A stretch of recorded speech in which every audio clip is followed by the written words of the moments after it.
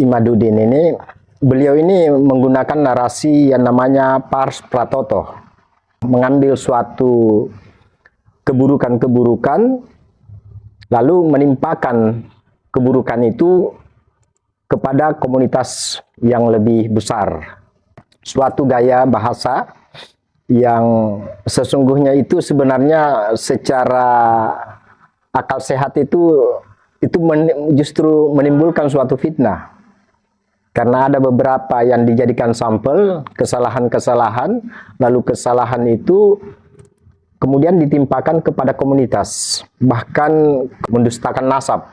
Jadi perbuatan beberapa orang yang itu menggugah daripada yang mendengarkan narasi-narasi Imaduddin ini, kemudian menimbulkan rasa simpati dan seolah-olah mereka adalah pahlawan.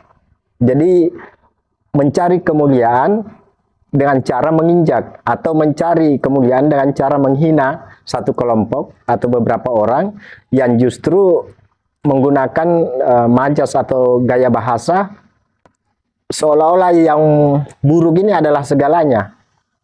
Ahli memang saya lihat dari segi narasinya, karena kebetulan juga saya adalah seorang penulis esai, sering menulis dulu. Jadi saya amati ini Imaduddin ini bahasa-bahasanya adalah bahasa-bahasa yang propaganda, membenturkan satu dengan lainnya dan seolah-olah itu adalah suatu kebenaran. Padahal ketika kita berpikir bahwa ketika seseorang itu melakukan kesalahan, maka orang bersangkutan yang mesti dianggap bersalah tidak boleh dilemparkan pada suatu komunitas, apalagi mendustakan nasab.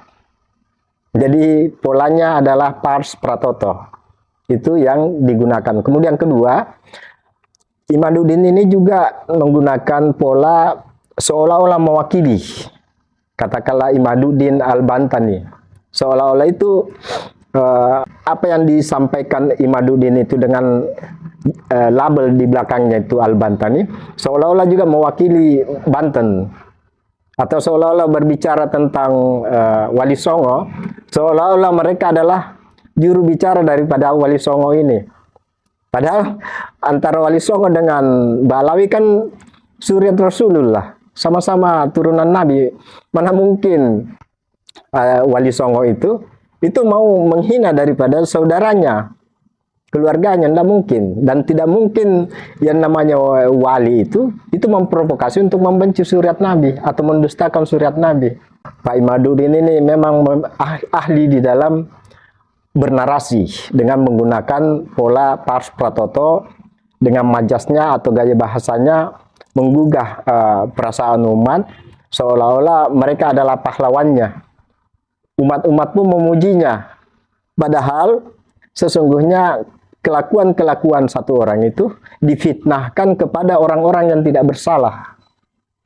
Jadi timbullah generalisasi, terjadi generalisasi bersifat umum karena menggunakan pola tadi, pars pratoto tadi.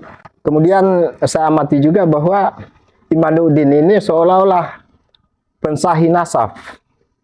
Seolah-olah tanpa disahihkan Imaduddin, maka nasab itu tidak sahih. Jadi polanya seperti yang dilakukan oleh Albani. Hadis-hadis mestilah disahihkan Albani. Seolah-olah tanpa disahihkan Albani, itu hadis-hadis itu tidak sahih. Jadi mereka merebut pensahihan hadis, sama halnya polanya dengan yang dilakukan oleh Imaduddin. Mereka berupaya merebut pensahihan nasab, dan seolah-olah tanpa disahihkan oleh Imaduddin ini tidak sahih nasab itu. Jadi polanya sama, pola gerakannya sama, pola pars pratotonya, yang itu sudah memfitnah secara umum karena menggunakan pratoto atau majas atau suatu gaya bahasa yang diambil sebagian kemudian menimpakan kepada seluruhnya. Jadi sumber fitnah itu terjadi di situ. Kesalahan-kesalahan kemudian mendustakan, mensamaratakan kelompok daripada Ba'alawi ini. Jadi itu adalah suatu keahlian dan itu sangat berbahaya. keahlian daripada Imaduddin ini mampu menggunakan simbol-simbol yang besar dan seolah-olah dia adalah juru bicara daripada simbol-simbol itu. Dia seolah-olah menjadi pahlawan, sehingga orang-orang yang kurang berpikir kritis itu adalah ikut-ikut dan menganggapnya sebagai pahlawan, memuji-mujinya. Dalam tinjauan secara rohani, orang-orang yang dipuji seperti itu, yang di dunia ini, disanjung-sanjung di dunia ini, itu gambarannya di surah ke-38 ayat 62. Mereka di akhirat baru mengetahui bahwa sesungguhnya yang aku muliakan ini, yang aku bangga-banggakan ini ternyata orang hina.